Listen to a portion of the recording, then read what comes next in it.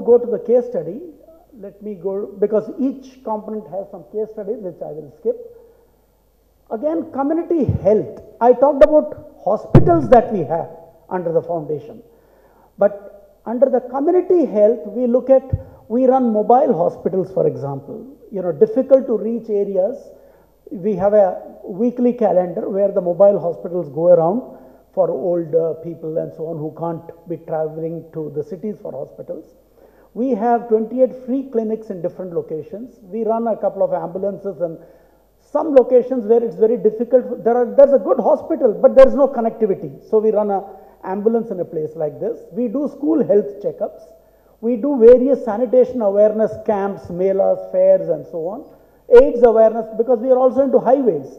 So wherever we have these toll gates, around those communities is where some kind of a local economy develops.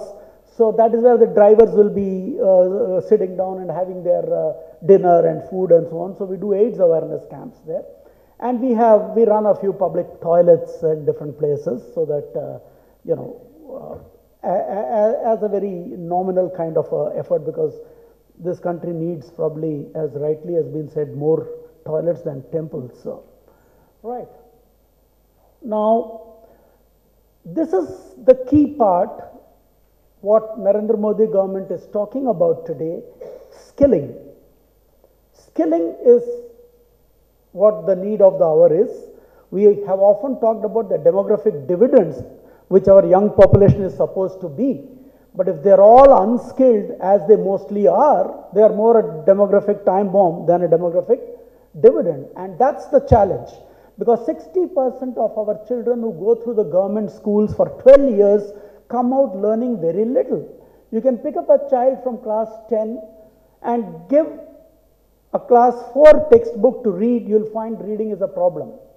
You pick up a student from class 10 and say you got 457 marks out of 650.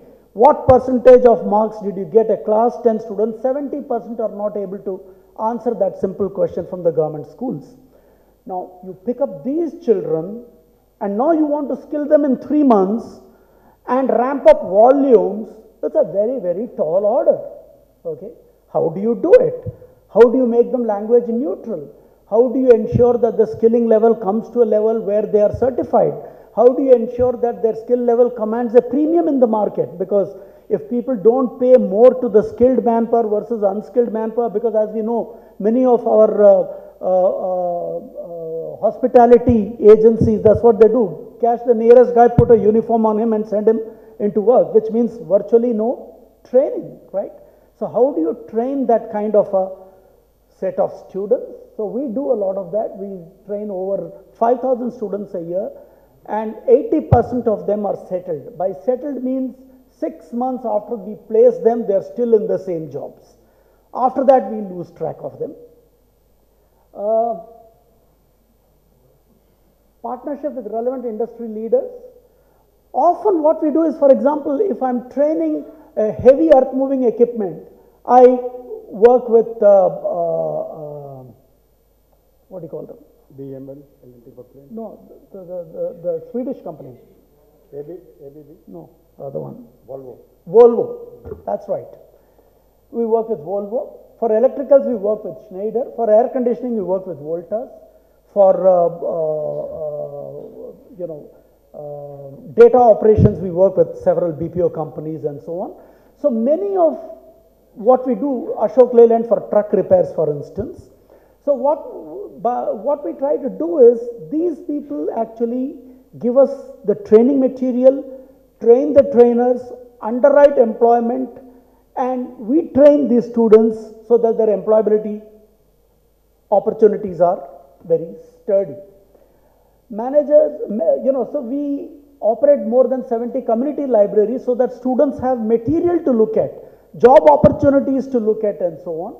And I'm empowering the persons with disabilities, but it's not a concentrated area. But as an aside, when we work with the youth, we do look at how to make the education more inclusive and so on, providing them special aids and so forth.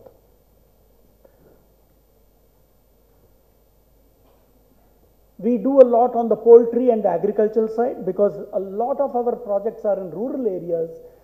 It is their lives that we disrupt. It is to them that we owe more than what we may have taken away.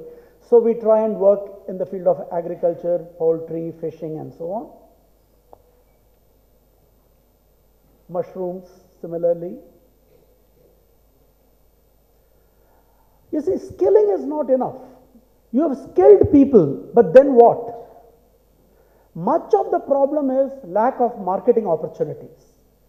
If people who are skilled, they make something but don't know where to sell it, can't sell it anywhere, then that skilling is really no good. Even in skilling, we don't decide what we are going to train people on.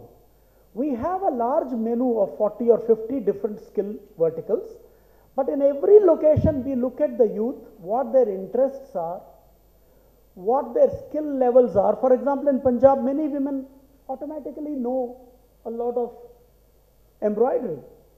Down south, it's a little less so, because your dowry girls are supposed to make on their own in north, not so necessarily in south. So skill levels vary. So we look at what the natural skills are, what the interests are, what the local